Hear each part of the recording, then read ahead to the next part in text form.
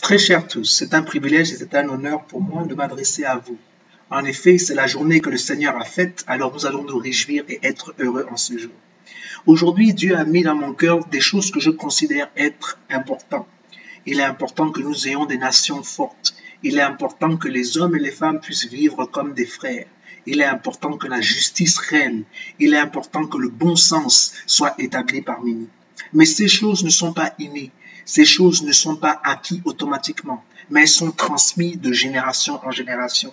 Il est important que nous puissions comprendre que les parents ont un rôle crucial pour pouvoir éduquer leurs enfants. Ils ont un rôle important de pouvoir influencer la vie de leurs enfants afin que leurs enfants puissent devenir des adultes de demain responsables, des hommes et des femmes, des citoyens qui sont des citoyens dignes et honorables.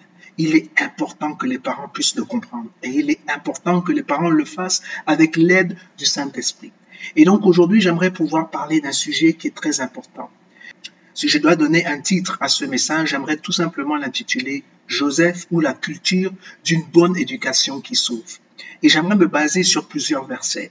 Le premier verset sur lequel j'aimerais pouvoir m'appuyer, c'est Proverbe 29, verset 15. « La verge et la correction donnent la sagesse, mais l'enfant livré à lui-même fait honte à sa mère. » Il est important que nous comprenions qu'un enfant est un don qui vient de Dieu. C'est Dieu qui donne les enfants. Il y a tellement de femmes et de couples, d'hommes et de femmes qui veulent avoir des enfants et ils ne l'ont pas. Nous devons nous estimer heureux que nous sommes fertiles. Nous devons nous estimer heureux que Dieu nous a donné des enfants. Mais une fois ces enfants sont nés, c'est la responsabilité de la mère, c'est la responsabilité du père de s'occuper de cet enfant. C'est notre responsabilité de d'entourer cet enfant, de lui donner tous les outils nécessaires pour qu'il puisse réussir, pour qu'il puisse être un adulte, qui puisse apporter pleinement et qui puisse pleinement jouir et pleinement contribuer à l'avancement de l'humanité. Et cette responsabilité de cet individu ne peut être réalisée que si les parents accomplissent bien leur tâche. En effet, c'est grave et très dangereux de laisser un enfant livré à lui-même. Si on prend aujourd'hui les États-Unis, il est démontré que ce pays qui est l'une des plus grandes puissances au monde, qui représente environ 5% de la population mondiale, mais qui a 25% de la population qui est incarcérée. Pourquoi? On se pose la question de comment un pays aussi riche, un pays qui a tant d'avantages, comment ça se fait qu'il y a autant d'hommes et de femmes qui sont en prison, en particulier les Noirs américains, les Afro-descendants qui se retrouvent dans les prisons américaines. Et selon les études, il est démontré que la raison pour laquelle ces hommes, ces jeunes hommes se retrouvent en prison, c'est parce que leur père lui-même n'était pas là pour pouvoir éduquer cet enfant. Le père lui-même était probablement en prison. Et donc, c'est un cercle vicieux. Les enfants ne peuvent pas être livrés à eux-mêmes, car la connaissance qu'ils acquièrent, la connaissance de comment ils doivent gérer la vie, de comment ils doivent résoudre les problèmes dans leur vie, de comment ils doivent se comporter en société, comment ils doivent se comporter avec les autres, ne peut pas se révéler du néant. Mais non, ils l'apprennent de leurs parents, ils l'apprennent des gens qui l'entourent, des hommes et des femmes qui l'entourent. Et généralement, ces hommes et ces femmes qui les entourent, ce sont ses parents. C'est de ses parents qu'il apprend à aimer, comment il doit aimer une personne du sexe opposé, comment il doit traiter la personne qui est du sexe opposé. Très souvent, les enfants sont en train de mimer ce que leurs parents, ce qu'ils ont vu leurs parents faire. Donc, la manière dont le père traite sa mère, c'est la même manière que lui aussi traitera sa femme. La même manière qu'une jeune fille traite son mari, c'est de la même manière que sa mère probablement traitait son père. Donc, il est important que nous soyons des bons exemples pour nos enfants, parce que nos enfants nous observent. Et nos enfants apprennent énormément de nous. Les choses que l'on leur inculque, les choses que l'on leur dit, mais aussi en nous observant. Nos enfants nous observent. Donc, il est aussi important pour nous d'observer nos enfants. De nos jours, il faut que l'on comprenne une chose. Une bonne éducation, des bonnes valeurs inculquées à un enfant très tôt fera de lui le bâton de votre vieillesse. Qu'est-ce que cela veut dire? Cela veut tout simplement dire que vous serez fiers d'avoir des enfants qui se comportent bien. Et ils se comporteront bien, pourquoi? Parce que vous leur avez inculqué des valeurs. Vous leur avez inculqué des choses qui les gardent et qui les protègent jusqu'à présent.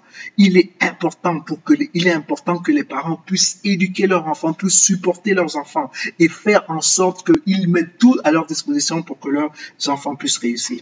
Je ne vais pas vous le cacher, j'ai eu une enfance merveilleuse. Mes parents ont investi dans leurs enfants. Je pense que je suis ce que je suis aujourd'hui.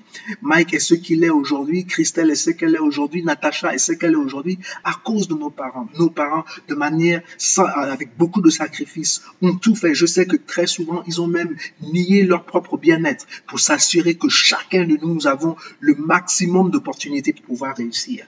Oui, nos parents se sont investis dans nos vies. Et aujourd'hui, voilà pourquoi je suis aussi un activiste. Voilà pourquoi je regarde autour de moi et je suis outré, je suis offensé de voir les injustices qu'il y a dans le monde. Pourquoi? Parce que moi, mon père s'est battu, mes parents se sont battus pour que j'ai le minimum dans la vie pour pouvoir réussir. Et je veux la même chose pour mes concitoyens, je veux la même chose pour les gens autour de moi. Je considère que j'ai été bien, je considère que je suis bien né, je considère que j'ai eu des parents spectaculaires et extraordinaires. Et aujourd'hui, j'aimerais pouvoir contribuer et encourager les hommes et les femmes à faire des choses qui sont bonnes pour eux-mêmes et pour leurs enfants. Parce que, en effet, quand on éduque bien nos enfants, quand on élève nos enfants dans l'amour, quand on élève nos enfants dans la justice, quand on élève nos enfants dans ce qui est juste, dans ce qui est bon et dans ce qui est agréable, à la fin de la journée, c'est nous-mêmes les parents qui allons récolter le fruit de notre labeur.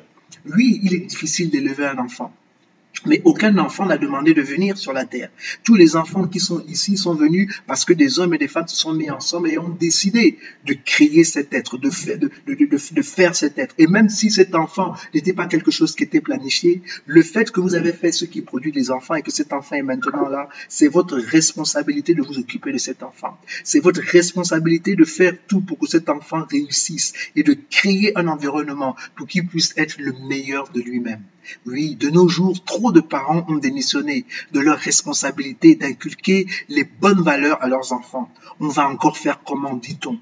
Et ce concept-là, on doit arrêter. Au Gabon, il y a tellement de choses qui deviennent iniques. Il y a des enfants, des jeunes filles de 14, 15 ans qui sont livrés à la prostitution. Et quelquefois, c'est encouragé par leurs parents, encouragé par leur mère, soit disant que faites ce que les autres filles font pour amener de l'argent à la maison. Non, je sais que les temps sont difficiles, mais il n'y a rien de plus merveilleux que de pouvoir enseigner à ces enfants des valeurs certaines, des valeurs éternelles. Ce qui est bon est bon. Ce qui était bon hier est bon aujourd'hui et sera toujours bon.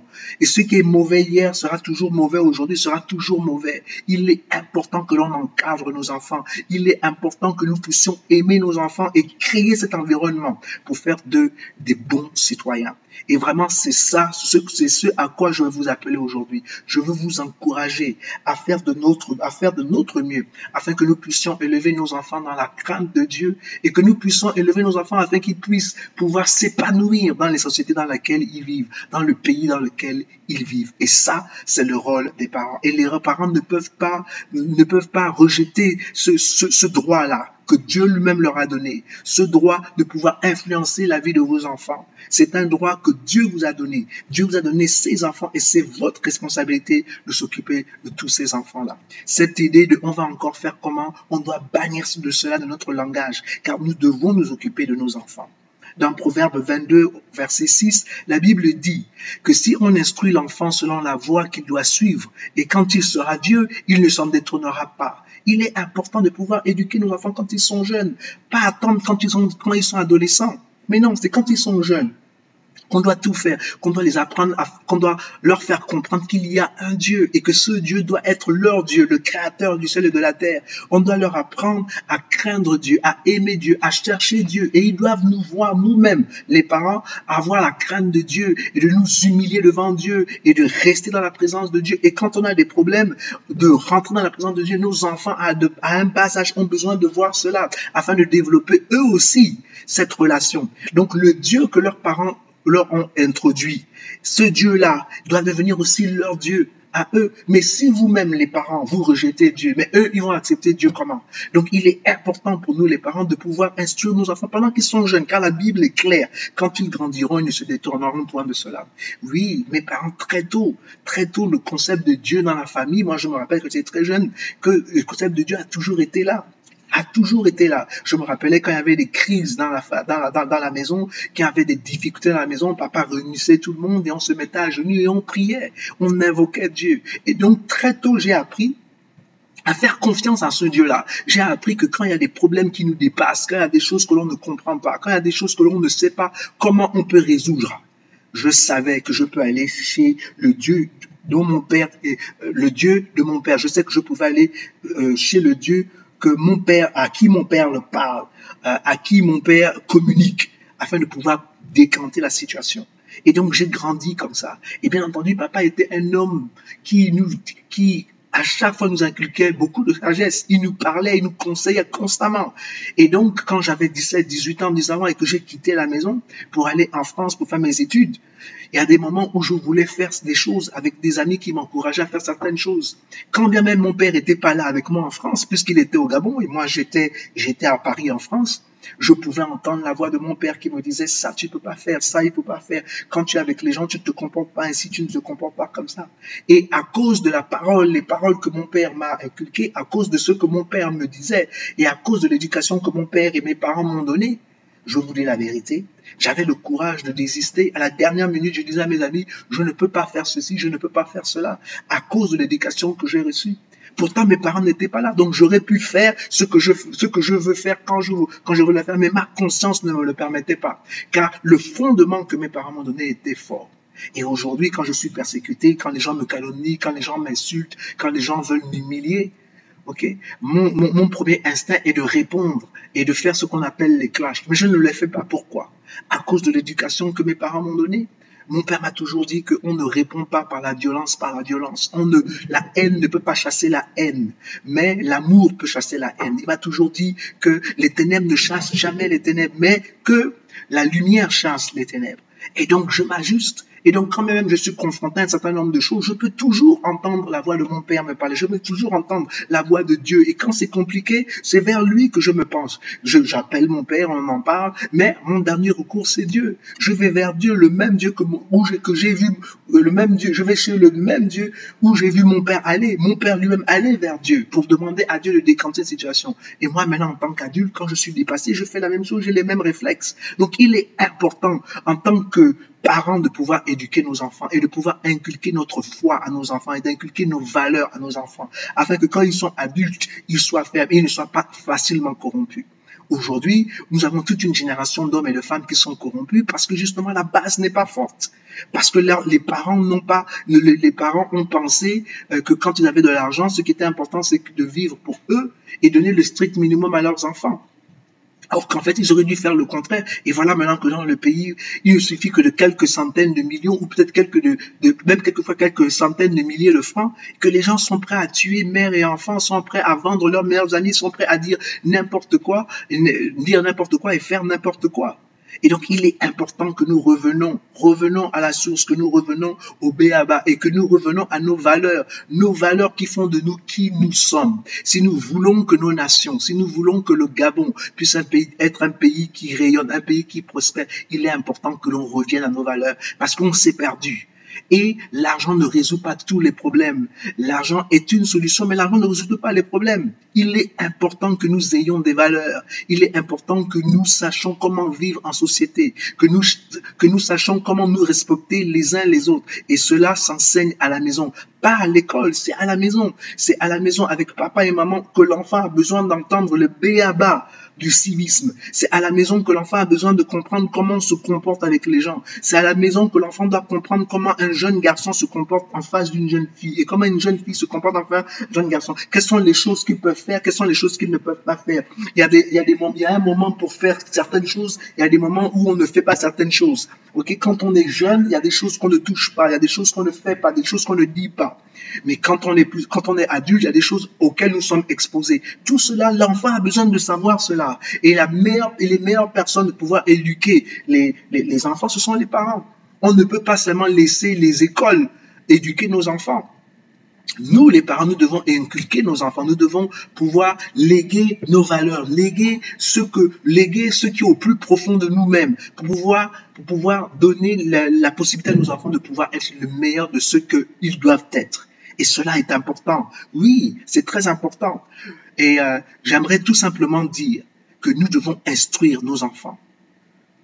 Nous devons les instruire. Nous devons nous battre afin de pouvoir nous assurer que nos enfants ont une bonne base, une base qui leur permet de pouvoir réussir dans la vie. Maintenant, quelle est la voie que nos enfants doivent suivre? Mais la voie qu'elle doit suivre, elle est très simple. Pour pouvoir illustrer ce que je veux dire, je vais parler de Jacob. Jacob, dans la Bible, était quelqu'un qui a instruit ses enfants très tôt. Jacob, très tôt, a compris qu'il est important que ses enfants connaissent qui est Dieu. Très tôt, il a donc distillé en eux sa foi. Il a partagé sa foi avec ses enfants, ses valeurs, ses principes. Il leur a parlé de ce que Dieu a fait dans sa vie, ce que Dieu a fait avec Isaac, ce que Dieu a fait avec Abraham, ce que Dieu peut faire, ce que Dieu va faire, ce que Dieu est capable de faire. Il leur a dit tout cela. Et en leur parlant de Dieu, il fortifiait non seulement la foi de ses enfants, mais il permettait aussi à ses enfants de pouvoir, de s'assurer de réussir dans la vie. Et bien entendu, Jacob était intéressé de savoir qui serait sa relève. On ne peut pas faire seulement des enfants et ne pas se soucier de qui va nous remplacer lorsque nous allons partir. La Bible dit qu'il est réservé aux hommes de mourir qu'une seule fois. Et après quoi vient le jugement. Nous ne sommes pas ici éternellement. Donc nous ne devons pas agir comme si nous sommes ici éternellement. Il y a un moment où on doit partir. Et donc il est important, si on est un père responsable, si nous sommes un homme responsable, de s'assurer que quand même nous ne sommes pas là, notre famille est assurée, que notre famille va continuer à fonctionner. Et pour cela, il est important que le père puisse déverser ce qu'il y a dans son cœur en ses enfants. Il est important que le père puisse dire à ses enfants quels sont ses souhaits, ce qu'il veut, ce qu'il désire. Et là où il veut que sa famille aille, il est important que le père ait cette discussion-là avec ses enfants.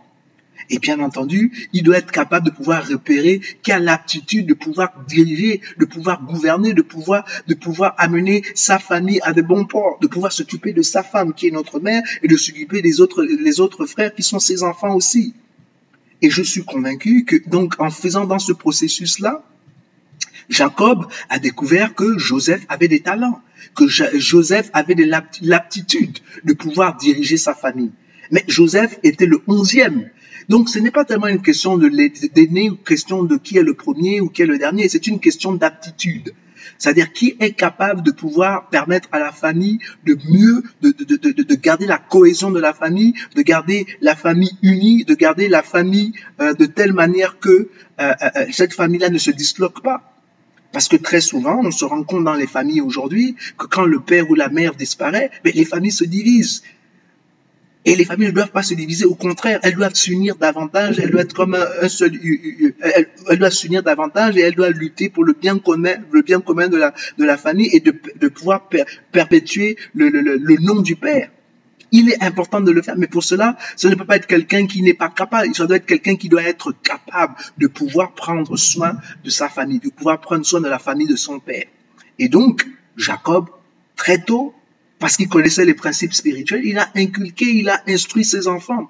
Et bien entendu, il a repéré parmi ses enfants qui étaient aptes à pouvoir gérer sa famille si jamais il n'est pas là. Parce que pour lui, le concept de relève était important. Maintenant, pourquoi je dis ça? Écoutez, je prends l'exemple, par exemple, dans les Saintes Écritures, on voit très bien que à chaque fois que Joseph avait des songes, quand bien même il le réprimandait, parce qu'il disait, mais quand même toi aussi, c'est-à-dire tu dis que tes frères vont s'agenouiller devant toi et que moi aussi, ton père, nous allons aussi nous agenouiller devant toi, mais tu te prends pour qui? Quand bien même il le grondait, le réprimandait, il voyait quand même que en Jacob, excusez-moi, il voyait plutôt qu'en Joseph, il y avait les prémices d'un leader. Parce que, comment je le sais, c'est parce que la Bible dit dans Genèse 37, Genèse 37 à partir du verset 11, la Bible dit, mais son père pense souvent à ses rêves. Donc, il rabâchait les rêves dans sa mémoire et en lui, les rêves de Joseph. Il le faisait pourquoi? Parce qu'il était convaincu dans son esprit que c'était Dieu qui était en train de se manifester, que c'était Dieu qui était en train de parler à travers son fils. Et donc, il avait le respect pour cela. Comment je sais aussi qu'il s'est énormément investi en Joseph? C'est parce qu'il a quand même offert une tunique de plusieurs couleurs, qui a créé d'ailleurs la jalousie des autres frères, à un tel point qu'un beau jour, Jacob a demandé à Joseph d'aller faire quelque chose, d'aller remettre des choses à ses frères, et puis aussi d'aller s'enquérir de ce que ses frères font dans telle ou telle région, et de revenir pour lui faire le rapport. Et bien entendu, quand Joseph est parti et que ses frères l'ont vu à distance venir, ils ont dit, ah voilà le rêveur qui arrive, et dans leur cœur, ils ont commencé à comploter qu'est-ce qu'ils peuvent faire. Il y en a qui pensaient qu'il fallait le tuer, et heureusement que l'aîné, Ruben, a dit que c'est pas possible, on ne peut pas tuer notre frère, c'est notre sang. mais écoutez, moi je dois faire quelque chose, je vous laisse ici, ok, attendez-moi, mettez-le dans la citerne quand il arrive, et quand je reviendrai, on va discuter de son sort. Parce que dans le cœur de Ruben, ce qu'il fallait faire, c'est de faire peur à Joseph de telle manière que Joseph les respecte parce que c'est eux les aînés et que Joseph n'ait pas cette attitude que c'est lui le plus grand, c'est lui le plus beau, c'est lui le meilleur. C'est ça que ce que Ruben voulait faire. Et donc au moment où Ruben part s'accomplir ce qu'il doit accomplir et que les autres frères restent avec Joseph, il décide donc de le mettre dans la citerne et puis tout d'un coup, il voit une caravane qui est en train de passer. Et quand la caravane passe, il décide qu'ils vont le vendre. Ils vont le vendre, etc. Et donc, vous savez très bien que quand on vend un homme comme étant esclave, on ne le vend pas avec ses beaux habits. Donc, ils prennent son habit de plusieurs couleurs et ils décident de le garder avec eux. Et c'est comme ça que Joseph est vendu par ses frères. Quand Ruben revient, il est surpris et il dit, mais comment est-ce possible que vous ayez... Qu'est-ce que vous avez fait de Joseph? Je vous ai dit de m'attendre. Ils ont dit que non, on l'a vendu. Ruben était touché et il a dit que bon, maintenant, on est obligé de trouver qu'est-ce qu'on va dire à notre père. Et donc, ils ont eu cette maléfique idée de plonger, donc de tuer un bouc ou de tuer un animal et de verser son sang sur sa tunique de plusieurs couleurs et de déchirer la tunique et d'essayer de simuler comme s'il avait été attaqué par un animal féroce et qu'il avait été dévoré, etc., etc. Et donc, ils décident d'implémenter ce plan-là et ils amènent la tunique à Jacob pour lui dire, pour lui montrer qu'en fait, son fils bien-aimé a péri et qu'il a été probablement dévoré par un animal féroce. Et bien entendu, Jacob était malheureux parce qu'il l'aimait énormément. Il aimait énormément Joseph. Pour moi, Dieu dévoilait déjà ses plans à venir avec Joseph. Et les plans de Dieu étaient tellement bons et tellement forts que Joseph n'a pas pu garder cela secret. Il fallait qu'il partage cela. Et donc, à chaque fois que Dieu lui révélait quelque chose, il le partageait. Je sais qu'on nous dit qu'il n'est pas bon de parler de ce que Dieu veut faire avec nous. Moi, je dirais plutôt le contraire. Que de toute manière, que vous le dites ou que ne vous le dites pas, quel que soit le plan de l'homme, le plan de Dieu est plus fort. Et ce que Dieu lui-même a dit, ça m'a accompli. Et ce n'est pas parce que je dis ce que Dieu m'a dit que les gens seront capables d'avorter ce que Dieu veut faire dans ma vie. Moi, personnellement, je n'y crois pas. Parce que je crois qu'aucune force, aucune entité n'est plus puissante que Dieu. Quand Dieu décide qu'il va faire quelque chose, il décide qu'il va faire quelque chose, il va le faire. Et il n'y a personne, il n'y a pas une force ici, il n'y a pas une force dans l'univers qui empêchera Dieu de faire ce que Dieu veut faire. Voilà pourquoi la Bible dit que ce que Dieu dit de sa bouche, sa main l'accomplit. Et la Bible dit que ce que lui, il ordonne, c'est établi. Et personne ne peut renverser cela. Parce que Dieu est Dieu. Dieu est comme il est. Et Dieu va toujours accomplir ses desseins. Et il veille sur sa parole, afin que sa parole ne retourne jamais à lui sans effet, mais qu'elle remplisse exactement la raison pour laquelle il l'a envoyé. Et puis Dieu dit, bien entendu, aussi dans Amos 3, verset 7, que le Seigneur l'Éternel ne fait rien sans avoir révélé son secret à ses serviteurs, les prophètes. Et donc, oui, moi je suis convaincu que Joseph, c'était Dieu qui lui parlait. Et Dieu était en train de lui parler et de lui communiquer des choses qui étaient à venir. Et c'était important pour Joseph de le comprendre. Peut-être qu'il ne le comprenait pas pleinement au moment où il a reçu le rêve, mais il savait que ce qu'il avait reçu, c'était de Dieu, parce que son père lui avait inculqué que Dieu parle d'une manière ou d'une autre. Donc il savait que Dieu parlait. Et voilà pourquoi il parlait de ses rêves avec beaucoup de fierté. Peut-être certains d'entre vous, vous me direz que, écoutez, Jacob n'est pas un prophète. Je vous dirais que vous avez tout à fait raison. Mais ce qui est sûr, c'est que Jacob, en tant que père, il appelait chacun de ses enfants, il a dit, venez ici et je vais prier pour vous et je vous annoncerai des choses et ces choses que je vais vous annoncer vont se réaliser. Hein? Donc, il rassemblait ses enfants et il parlait à ses enfants.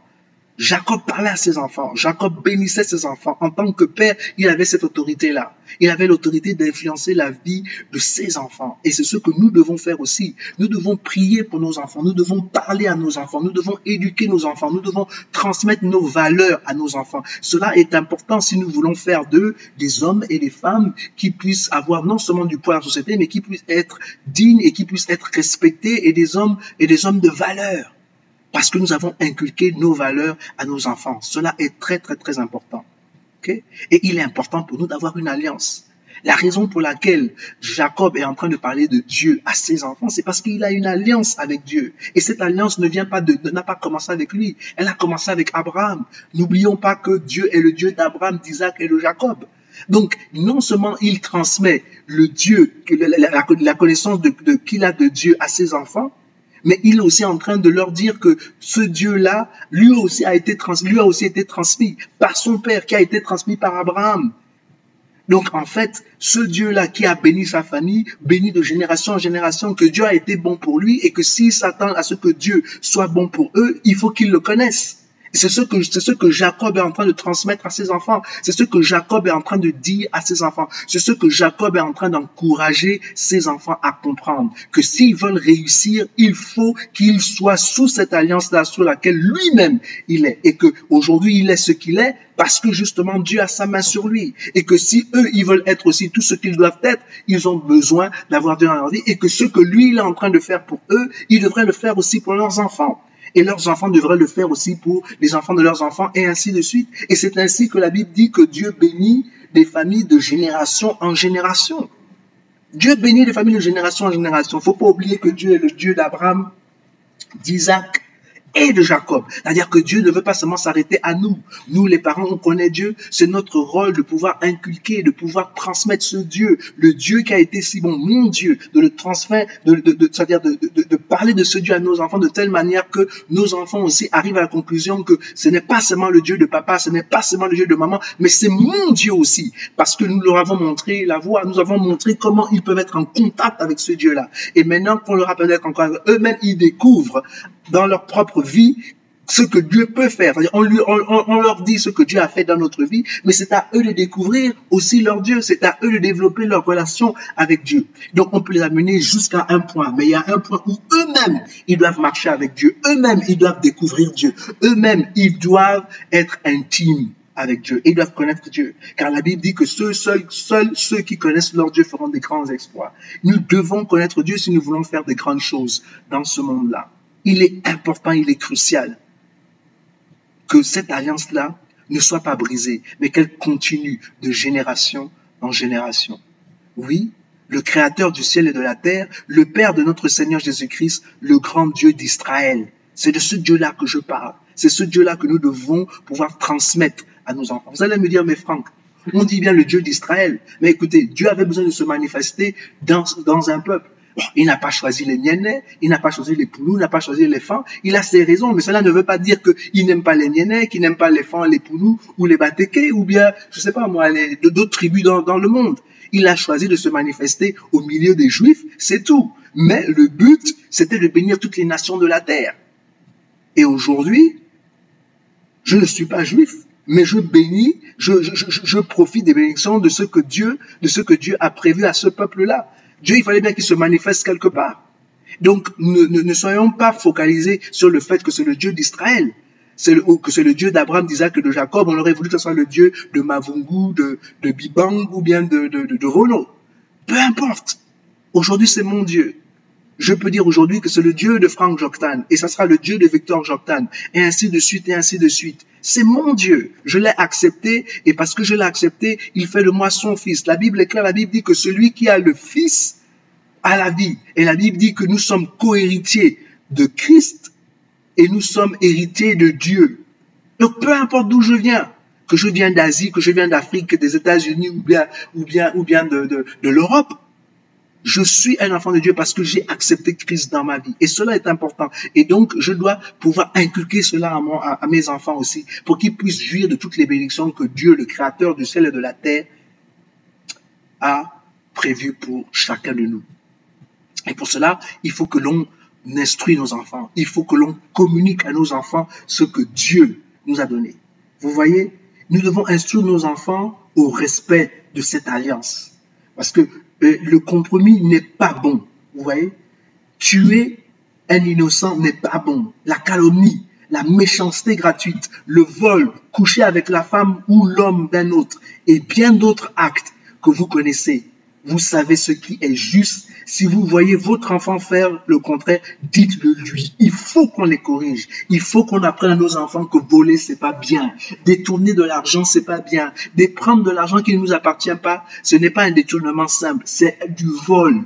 Et il est important que nos enfants comprennent que la Bible dit que tu ne tueras point, tu ne mentiras point et tu ne voleras point. Il est important que l'on puisse souligner cela à nos enfants dès le bas âge, afin qu'ils puissent avoir une forte fondation, afin que lorsqu'ils sont adultes et que les hommes et les femmes essaient de les corrompre, ils puissent rester fermes, afin que quand les hommes et les femmes essaient d'acheter leur conscience, ils puissent dire non. Mon père m'a toujours dit que voilà les valeurs, que dans la vie, il y a ce qui est bon et ce qui est mauvais. Ce qui est mauvais, je ne touche pas. Ce qui est bon, c'est ce que je vais faire. Vous savez, il y a un truc qui m'a toujours touché. Mon père m'a toujours dit que son père lui a dit, fils, tout ce que tu dois faire dans les ténèbres, c'est-à-dire en cachette, que tu dois faire et que tu as honte de le faire devant les gens, généralement, ce n'est pas bon. Et puisque ce n'est pas bon, donc, tu ne dois pas être impliqué dans ces choses-là. Et aujourd'hui, à chaque fois que je suis confronté par certaines choses et que les gens me demandent de faire des choses que je sais que je dois me cacher, je vous l'avoue, à cause de ces paroles-là que mon grand-père a distillé à son fils, qui est mon père, et que mon père m'a distillé, aujourd'hui, moi, je ne m'implique pas. Tout ce qui est fait dans le secret et que je suis obligé de me cacher et cela me fait honte, je ne peux pas le faire devant les gens, donc je sais que cette chose-là, je ne dois pas la toucher parce qu'elle n'est pas bonne. Et ça, c'est quelque chose que j'ai reçu de mon père, que mon père lui a reçu de son père et sans doute que son père a reçu de son père, ainsi de suite. Et c'est quelque chose aussi que je vais inculquer à mes enfants et que j'inculque à mes enfants afin que eux aussi, quand ils sont confrontés dans la vie de demain à une situation où on veut les obliger à faire certaines choses, que si ils ont honte de ce qu'ils veulent faire et que si ils doivent se cacher pour le faire, qu'ils ne le fassent pas parce que généralement ce genre de choses-là, ce n'est pas bon.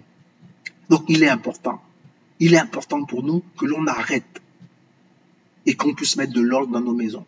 Il faut que l'on mette de l'ordre dans nos maisons. Parce que de toute manière, Dieu ne peut pas bénir notre désordre. Dieu ne bénit que les maisons où il y a l'ordre. Voilà pourquoi au début de la création, la Bible déclare qu'il y avait les ténèbres sur toute la terre, qu'il y avait le chaos partout. Il n'y avait aucune forme. Et la Bible dit que Dieu dit que la lumière soit et la lumière fut. Et à partir de ce moment, Dieu a commencé à séparer les eaux de la terre. Dieu a commencé à mettre le soleil en haut. Dieu a commencé à créer des choses. Il a commencé à mettre de l'ordre. Et après avoir fini tout ce qu'il a fini de faire, il a regardé et il a dit que c'était bon. Et c'est ainsi qu'il a créé l'homme. Il a dit que l'homme, c'était très bon. Je vous dis la vérité.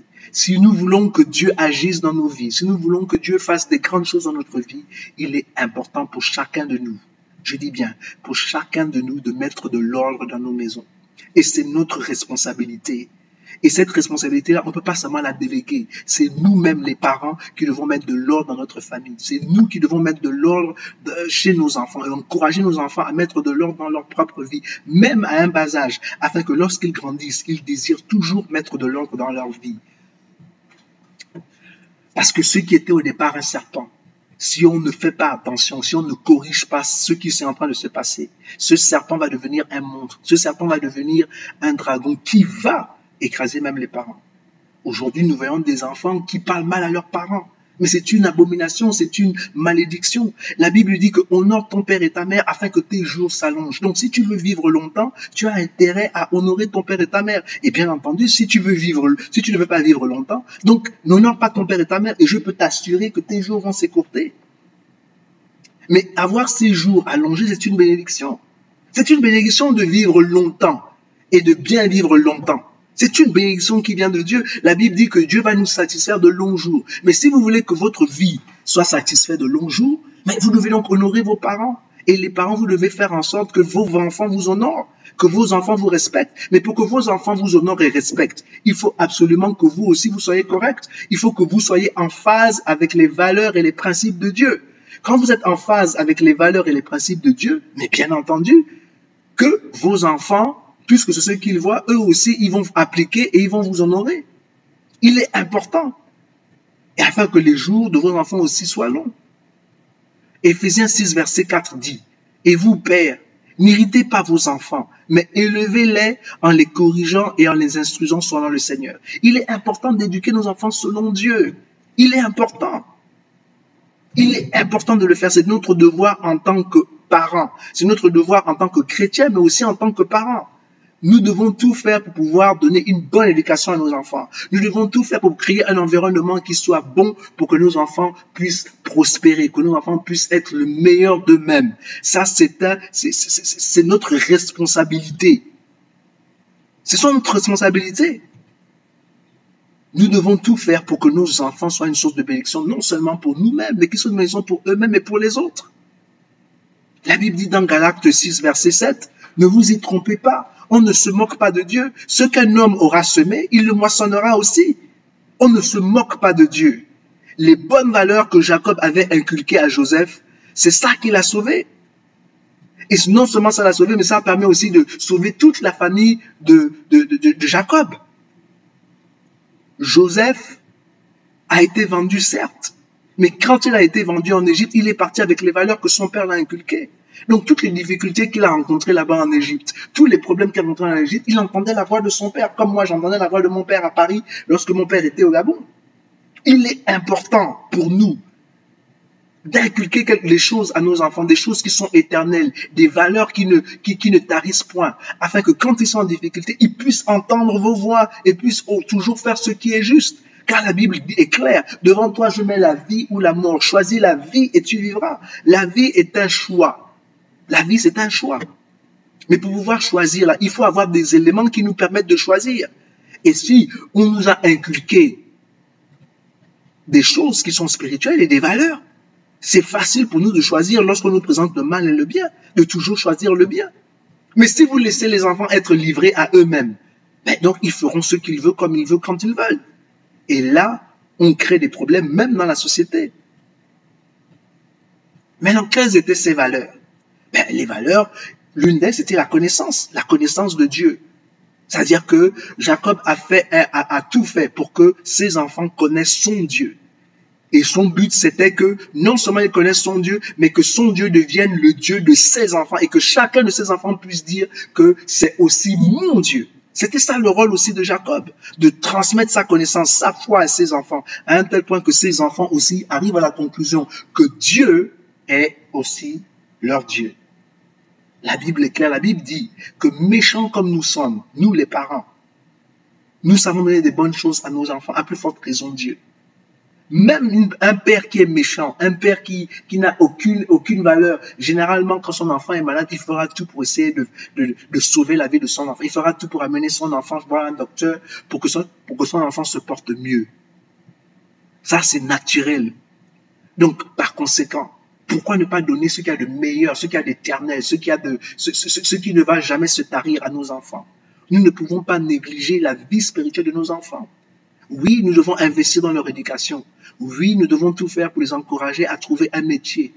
Mais nous devons aussi les encourager à connaître le Créateur du ciel et de la terre. Parce qu'il y a un Dieu qui créa le ciel et la terre. Et nous avons tous été créés par Dieu. Et tant que l'on ne se repose pas en Dieu, on n'aura jamais de repos.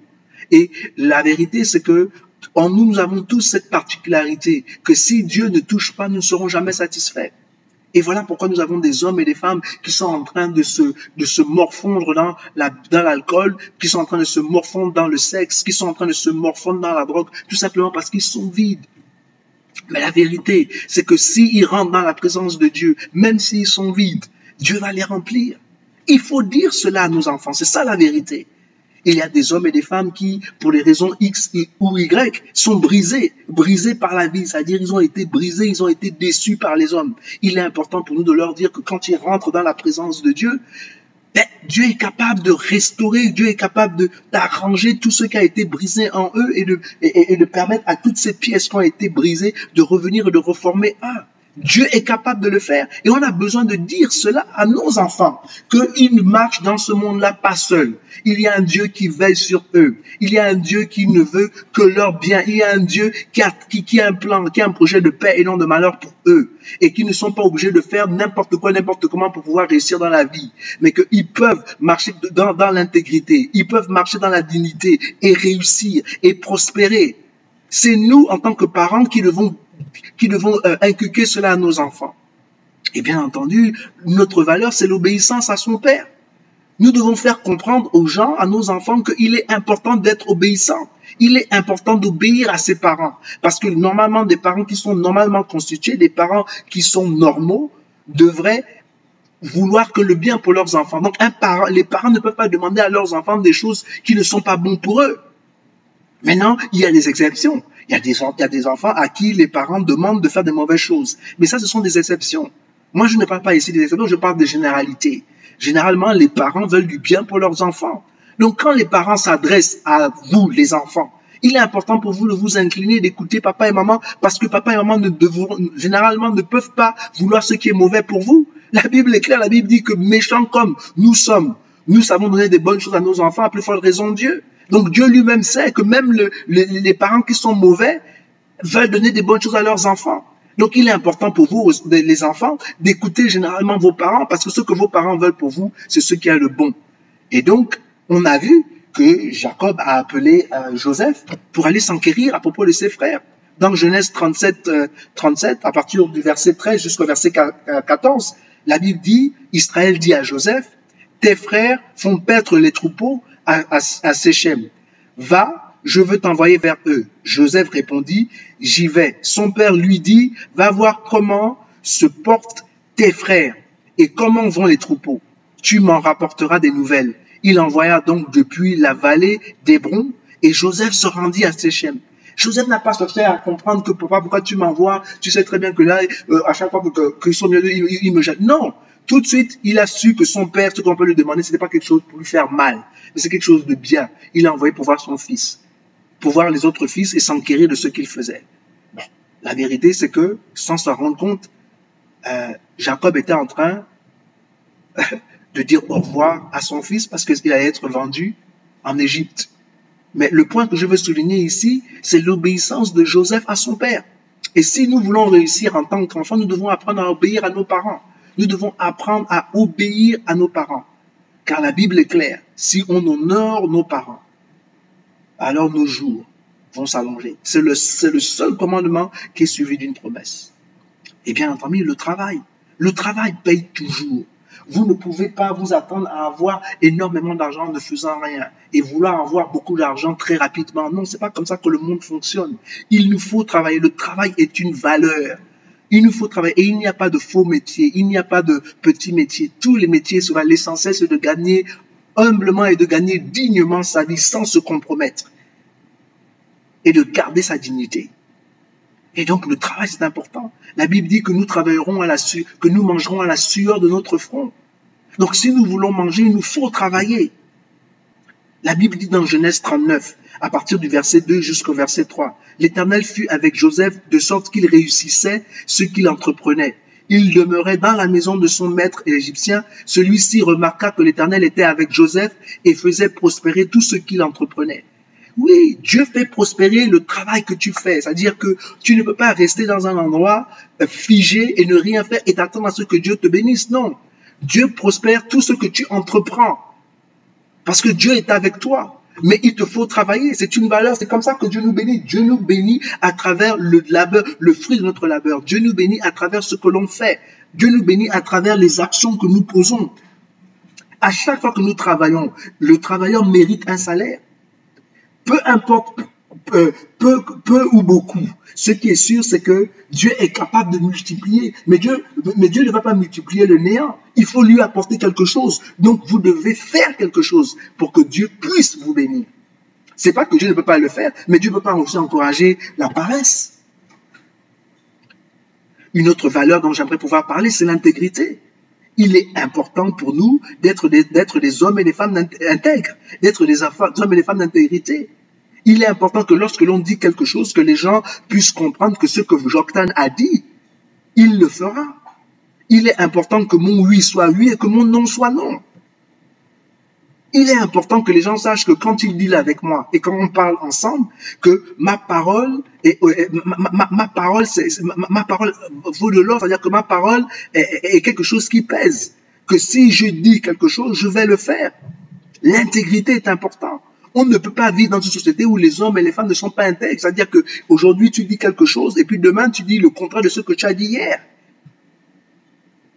Ou tu nies ce que tu as dit hier. Non.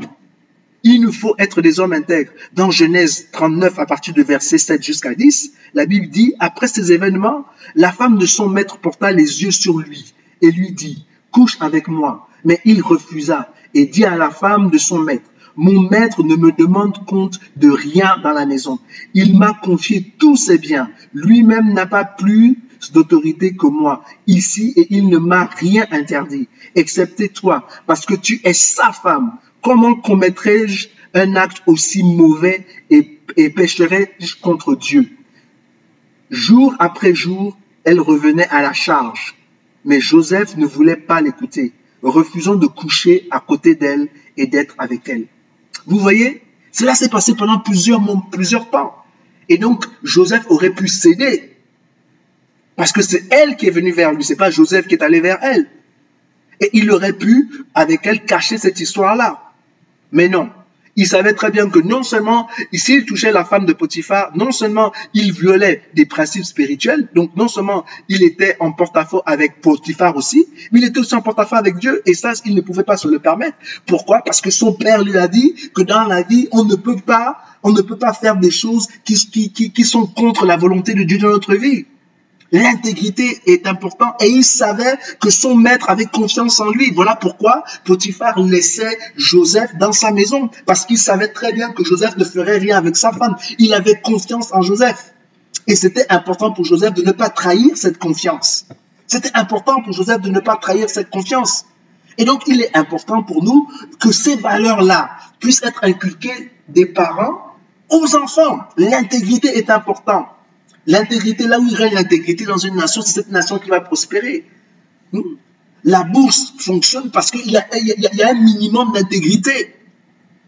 Si les gens sont farfelus et si les gens font des magouilles à ce niveau-là, personne n'aura confiance donc au stock market et personne ne va investir. Les gens investissent parce qu'ils font confiance au système et ils savent que s'ils mettent de l'argent là-bas, cet argent ne va pas être détourné, mais cet argent va leur produire de l'argent, peut-être pas aujourd'hui, mais à long terme, ça va produire des richesses. On s'est mis d'accord sur ce principe-là. Vous voyez très bien que l'intégrité est importante. Il est important que quand les Gabonais vont voter, par exemple, il est important que quand ils votent d'une certaine manière, que l'on respecte le vote. Mais comment pouvez-vous espérer que notre pays prospère lorsque à chaque fois que les Gabonais vont voter, on nie leur vote? Le pays ne pourra jamais prospérer ainsi parce que l'intégrité n'est pas une réalité dans notre pays. Parce que justement, les gens font ce qu'ils veulent comme ils veulent. Et le mensonge règne au lieu de la vérité. Et donc, il y a les ténèbres partout. Et voilà pourquoi les hommes et les femmes d'intégrité ne peuvent se permettre de se taire. Nous devons parler, comme je vous ai dit. Les ténèbres ne peuvent pas chasser les ténèbres. Donc, tant que vous avez des hommes qui sont méchants, des hommes qui sont menteurs, des hommes qui sont tueurs, des hommes qui détournent de l'argent, des hommes et des femmes qui font du mal, ils ne peuvent pas chasser le mal. Non. Au contraire, ils attisent le mal. Pour pouvoir changer ces choses-là, il nous faut des hommes et des femmes intègres. Des hommes et des femmes qui sont intègres afin de pouvoir chasser tout ce qui est mauvais. De chasser le mensonge, de chasser le vol, de chasser les tueries. Tout cela, le tueur ne veut pas chasser la tuerie. Non, c'est pas possible. Il nous faut de l'intégrité. Et donc, si nous voulons que cette nation qu'on appelle le Gabon puisse prospérer, il faut qu'on inculque à nos enfants un minimum de valeurs. Dans l'intégrité, les petits Gabonais doivent savoir qu'il est important qu'on dise la vérité. Il est important que l'on soit transparent. Il est important que l'on fasse ce qui est juste. Parce que c'est le seul moyen de prospérer. Et quand bien même on est sous pression, et quand bien même on veut nous forcer à faire ce qui est mauvais, on ne se compromet pas. Quand on nous demande de trahir un frère ou de dire des mauvaises choses sur un frère, tout simplement parce qu'on veut le salir, et on devrait refuser cela, parce que ce n'est pas bon, ce n'est pas juste de calomnier les autres, de clasher les autres, de dire des mauvaises choses sur les autres. Ce n'est pas bon. Non, nous devons nous focaliser sur ce qui est juste et ce qui est bon. Et quand on nous demande, même quand on veut nous proposer de l'argent, même si en faisant ce qu'on nous demande, on peut soutirer quelques plaisirs pendant quelques secondes, je vous dis la vérité. Soyons des hommes et des femmes intègres. Restons debout, restons dignes. Et aujourd'hui, notre pays est comme il est. Parce que justement, il y a trop d'hommes qui ne sont pas intègres. La Bible est claire que lorsque le méchant gouverne, toute la ville et tout le pays est dans les pleurs et dans les tourments. Mais lorsque le juste gouverne, la ville s'épanouit et la ville prospère. Il nous faut inculquer à nos enfants les valeurs qui permettent à une nation d'être une grande nation, qui permet à des familles d'être des grandes familles, qui permet à des citoyens d'être de bons citoyens. Ces valeurs-là, nous avons besoin. Et c'est pour ça qu'aujourd'hui, dans notre pays, tout est sale. Tout est sale, pourquoi? Parce qu'on a perdu nos valeurs. C'est-à-dire que on se plaît dans la médiocrité, on se plaît dans la saleté, on se plaît dans le mensonge, on se plaît dans ce qui est faux, dans ce qui est mauvais, dans l'insulte. Je vous dis, changeons nos voies, vous allez voir que le Gabon va changer. Inculquons nos enfants à être des hommes et des femmes qui seront des citoyens dignes et responsables demain. Et cela commence dès le berceau. Une autre valeur que nous devons inculquer à nos enfants, c'est aussi le pardon. Ses frères l'ont jeté dans le puits. Ils l'ont vendu comme esclave à l'âge de 17 ans. Cependant, il a pardonné. Si nous voulons, en tant que dans famille, si nous voulons pouvoir rester unis, il est important que qu'on se pardonne. En tant que nation, il est aussi important que nous, en tant qu'entre Gabonais, et qu'on se pardonne. Mais même quand on se pardonne là, cela n'exclut pas la justice. C'est-à-dire que les actes qui ont été commis, chaque homme qui a commis des actes odieux doit répondre devant la justice. Il ne peut avoir de paix, de stabilité et de pardon réel s'il n'y a pas de justice. Donc, premièrement, il faudrait que les personnes qui ont fait le tort reconnaissent les torts qu'ils ont faits. Et une fois qu'ils ont reconnu les torts qu'ils ont faits, il est aussi important à la personne à qui le tort a été fait, que cette personne-là aussi pardonne. Mais il est aussi important qu'il y ait justice, donc il y a rétribution. Le pardon n'exclut pas la rétribution. C'est pas parce que je t'ai demandé pardon que cela veut dire que tout est clair entre nous. Non. Si tu m'as fait du mal, si tu m'as volé, il faut que tu me restitues. Si tu as tué un des miens, selon la loi, on doit appliquer la loi. Mais cela n'empêche pas que je t'ai pardonné et que tu m'as demandé pardon et que j'ai accepté ton pardon.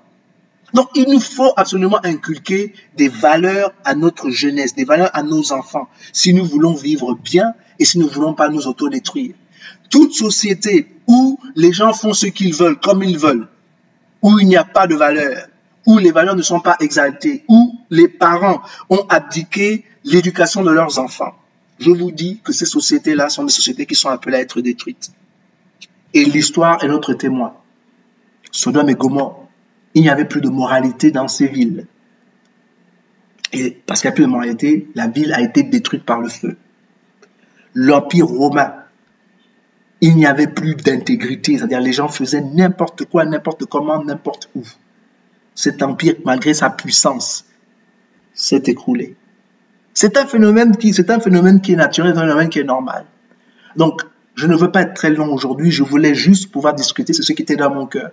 J'aimerais rappeler à chacun de vous que, en tant que parents, c'est notre responsabilité d'éduquer nos enfants. Nous devons les éduquer afin qu'ils deviennent des bons citoyens. Mais nous devons aussi leur éduquer notre foi. Nous devons leur transmettre notre foi. Notre Dieu doit devenir leur Dieu. Et comme nous avons dit que c'est mon Dieu, nos enfants doivent dire aussi que c'est mon Dieu. Chacun de nos enfants doit reconnaître Dieu comme étant son Dieu. Ce que nous pouvons faire, c'est vraiment introduire Dieu à nos enfants, en espérant et en priant, en ayant la foi qu'une fois on leur a bien introduit à Christ Jésus et à Dieu, qu'eux-mêmes ils vont cheminer avec Dieu et qu'ils vont découvrir la grandeur et la splendeur et la magnificence de ce Dieu-là. Mais c'est notre responsabilité aussi de tout faire pour que nos enfants réussissent, de tout faire pour qu'ils deviennent des hommes et des femmes de demain qui ne manquent de rien, qui soient à l'abri de la peur et du besoin. Il est important que nous puissions le faire. Et ça, ce n'est pas la responsabilité de l'État, ce n'est pas la responsabilité de l'école, ce n'est pas la responsabilité des universités, mais c'est la responsabilité de la famille, c'est la responsabilité du père et de la mère. Et voilà pourquoi Jacob a fait un excellent travail avec Joseph. Quand bien même Joseph a été pris et a été vendu quand il avait 17 ans, cela n'a pas empêché d'être tout ce qu'il a pu être, c'est-à-dire être un homme digne et un homme qui a influencé sa génération. On verra plus tard que Joseph est devenu le numéro 2 d'Égypte. Il est devenu numéro 2 d'Égypte parce que Dieu était avec lui et parce que c'était un homme intègre, un homme rempli de valeurs, un homme qui a basé sa vie sur des valeurs, des valeurs et des principes et des préceptes spirituels. C'était un homme qui marchait avec Dieu, qui communiquait avec Dieu, qui parlait avec Dieu et donc Dieu parlait aussi à travers des songes et des rêves. Et c'est ce que je souhaite aujourd'hui à tout enfant gabonais. Et j'encourage aujourd'hui tous les parents à se battre, à donner le meilleur d'eux-mêmes pour pouvoir permettre à tous leurs enfants de pouvoir réussir dans cette vie. Vraiment, merci beaucoup de m'avoir écouté et que Dieu vous bénisse abondamment. Nous allons nous retrouver sans doute dimanche prochain.